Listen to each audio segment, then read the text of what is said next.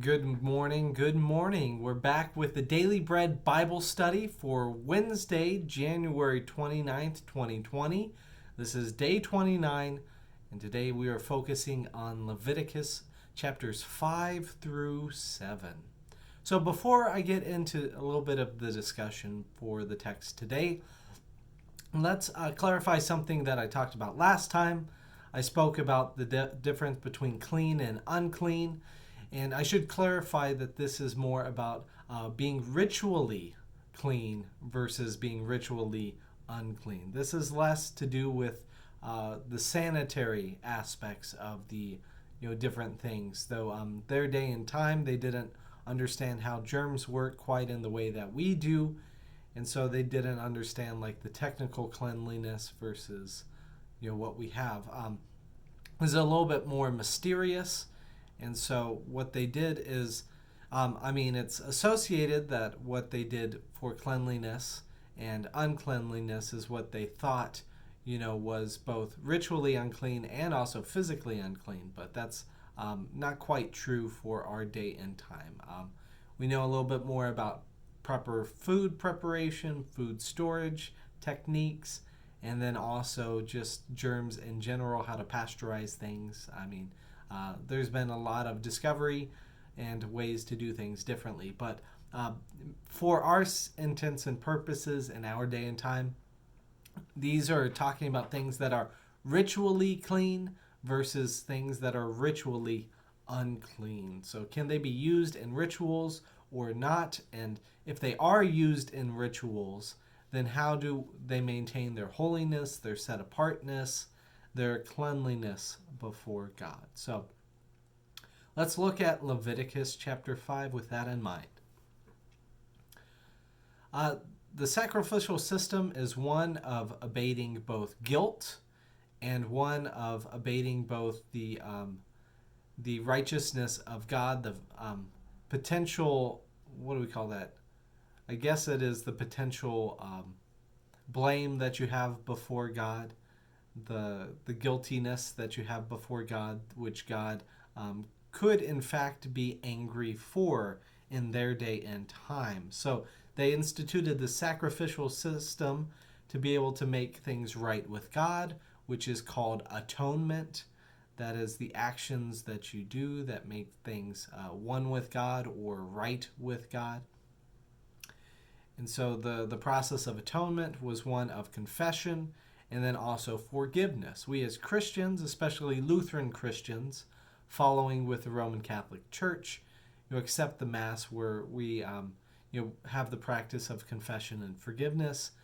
Catholics do that individually before the worship service, and we as Lutherans practice that what's called corporately or as the worshiping body as a whole.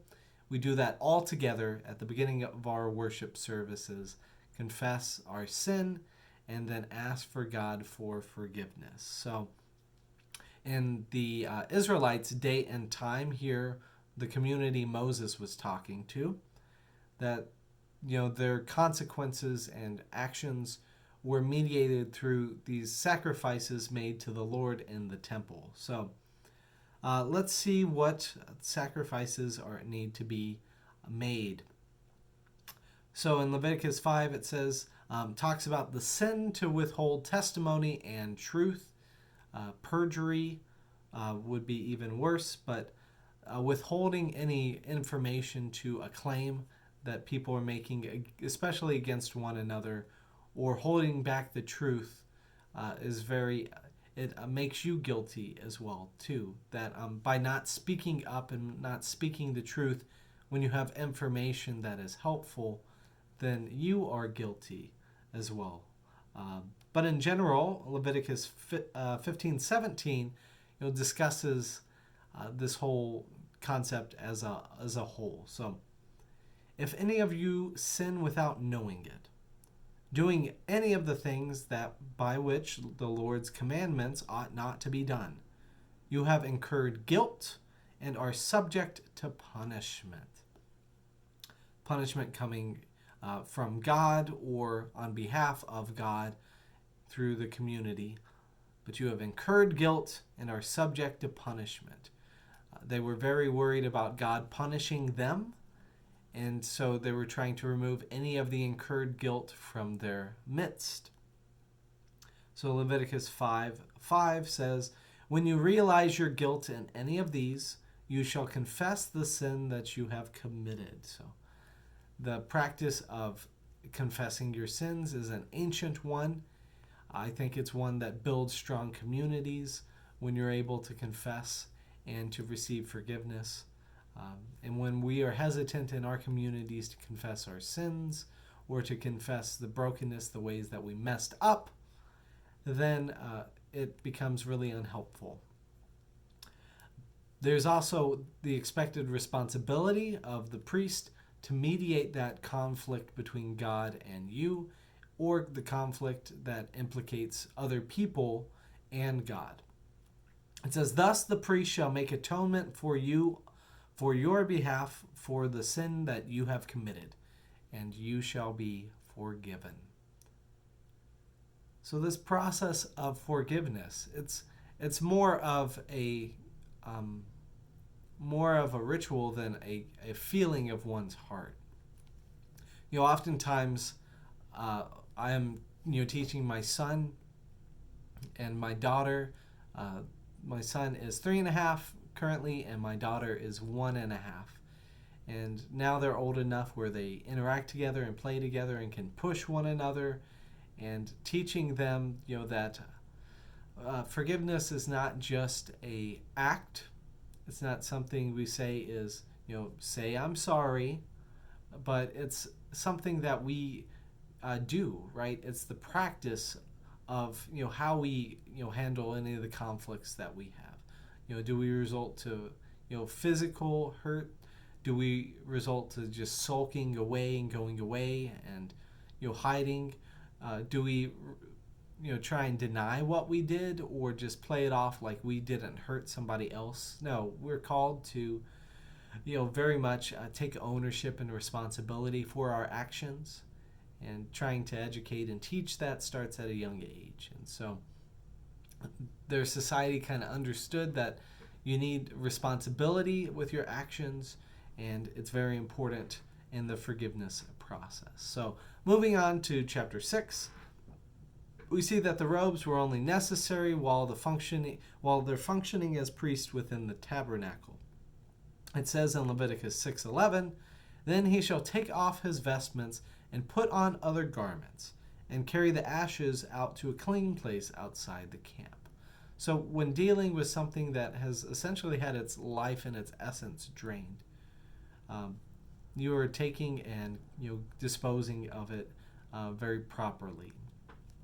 And so the guide was for them to take off their holy vestments, the ones that have been consecrated, the ones that they use through their official purposes, and to put on other garments specifically to go outside and take the ashes.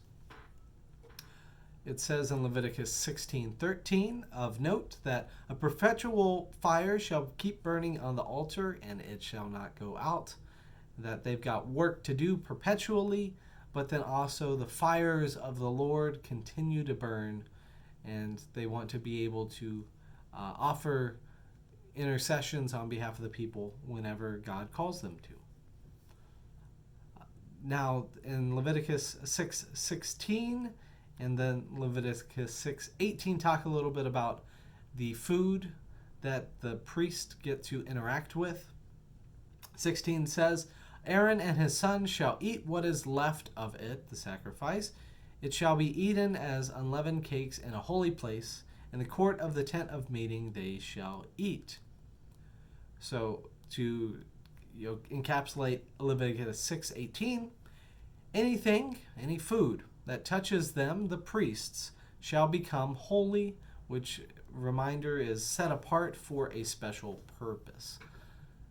So through the interactions of the priest, it's not that they profane things that make things common, as other individuals do, but they in fact are able to set them apart for a priestly function if they touch that food. And so it's important to note that the care and concern around what is touched is very important, and how even the priests are seen as holy instruments through which God can make other things holy.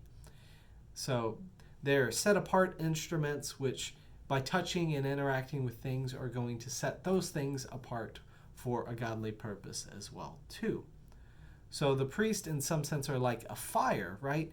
They are ways to consume the holy offerings, and through physically eating it, they will both eat the physical food, but any of the guilt or any of the challenges they will get to physically and metaphorically eat on behalf of the people. They will get to consume the food or the leftover portions of the sacrifice, and that way they will be able to make sure that it's disposed of properly. So I find that kind of interesting.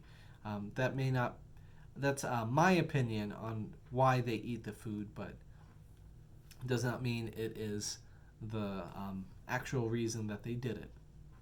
Leviticus chapter 7 talks about the priest boundaries, more about the priest boundaries, and the idea of the food being also a co-share of their inheritance. So for the Israelites, the tribe of Levi had no land. This also means they did not have crops and livestock to be able to provide for themselves, and no reasonable means of obtaining food in their quote-unquote non-existent portion of the share of land. This will be more important when they come into the promised land, but for now, they will need to find a way to eat, especially as they are working hard during their full-time job of managing these sacrificial offerings there in the tabernacle for the people. So as they are busy tending to the work of the tabernacle, they need to be sustained as well with food. And so it says in Leviticus 7, 9 through 10, "And every grain offering baked in the oven, and all that is prepared in a pan or on a griddle, shall belong to the priest who offers it. But every other grain offering mixed with oil and dry shall belong to all the sons of Aaron equally." Yeah, I find this interesting because it's designating who is responsible for seeing the atonement and intercession process completed. So if it is in part, that the priest consumes the offering on behalf of God as one of God's holy instruments in order to make atonement on behalf of the people, and this is also what God has designated through the sharing of the allotment of the portion to the Levites who have no land and are unable to provide themselves food in some sense, then it's interesting to see that the priest who offers it versus like the whole sons of Aaron. And I'm not sure why we have just one priest gets to eat this grain offering baked in the oven, and while the other priests get to have the access to this whole grain offering. Maybe it has to do with the things that are baked, the things that are going to go bad versus the grain which would have the ability to be stored. So we'll see. I'm not quite exactly sure, but I found that interesting that their designation of whose responsibility or who gets the responsibility of managing these different things. So along another notion of like shelf life that we see in Leviticus 7:18, it says the food of the third day shall not be acceptable, the meat especially. And that's just a good practice because meat has a shelf life, it's going to spoil. So I appreciate them there. We see that in verse 35 of chapter 7. It says, "This is the portion allotted to Aaron and his sons from the offerings made by fire to the Lord once they have been brought forward to serve the Lord as priests." Going along, so that was along the food lines. And the last thought I'd like to leave you with is the idea of how to get kicked out of the covenant. So several times in these chapters it designates about being cut off from your kin, of what if you go too far with your actions, that it will lead you to being cut off from your kin. And the priest as well too have proper roles that they're to maintain, so that way they are not cut off from their kin. Just a reminder that the word cut off is how covenants are made. It's to cut.